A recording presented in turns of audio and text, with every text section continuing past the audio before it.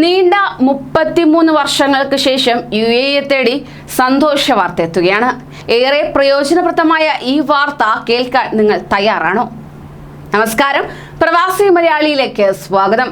പ്രവാസി വാർത്തകൾക്കായി ഈ ചാനൽ സബ്സ്ക്രൈബ് ചെയ്യൂ. 33 വർഷത്തെ ഇടവേളയ്ക്ക് ശേഷം UN രക്ഷാസമിതിയിലേക്ക് വീണ്ടും തെരഞ്ഞെടുക്കപ്പെട്ടിരിക്കുകയാണ് UAE. 2022-23 വർഷത്തേക്കാണ് UAE ഉൾപ്പെടെ 5 രാജ്യങ്ങളെ UN ജനറൽ അസംബ്ലി വോട്ടെടുപ്പിലൂടെ തെരഞ്ഞെടുത്തിരിക്കുന്നത്. 193 അംഗ ജനറൽ അസംബ്ലിയിൽ 2 അംഗങ്ങളുടെ പിന്തുണയാണ് വേണ്ടതെങ്കിലും 179 വോട്ടുകൾ നേടിയാണ് UAE രക്ഷാസമിതിയിൽ അംഗത്വം നേടിയിരിക്കുന്നത്.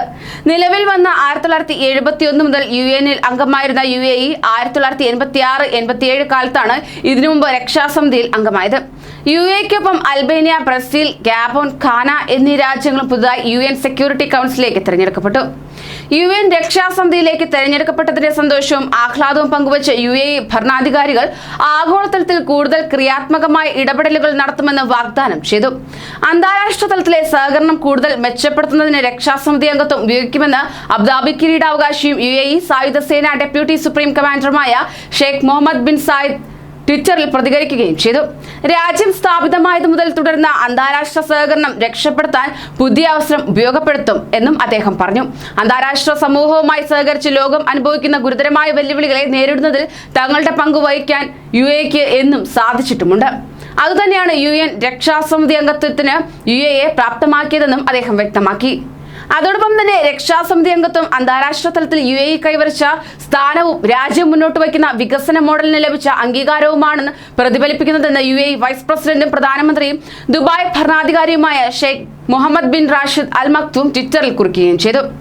രക്ഷാസമിതി അംഗമെന്ന നിലയിൽ സജീവവും സക്രിയമായ ഇടപെടലുകൾ UAE നടത്തുമെന്നും അദ്ദേഹം വ്യക്തമാക്കി.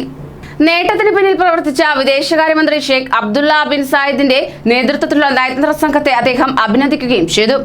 വോട്ടെടുപ്പിന് മുമ്പ് UN ജനറൽ അസംബ്ലിയിൽ സംസാരിച്ച UN-ലെ UAE അംബാസിഡർ ലാന നസീബ അന്താരാഷ്ട്ര തലത്തിൽ വലിയ സംഭാവനകൾ അർപ്പിക്കാൻ തന്റെ രാജ്യത്തിന് സാധിക്കുമെന്ന് പ്രതീക്ഷ പ്രകടിപ്പിച്ചു.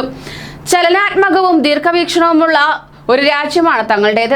UN രക്ഷാസമിതി അംഗത്വം അന്താരാഷ്ട്ര തലത്തിൽ കൂടുതൽ ക്രിയാത്മകമായി ഇടപെടാൻ UAE-ക്ക് അവസരം നൽകുമെന്നും അവർ പറഞ്ഞു.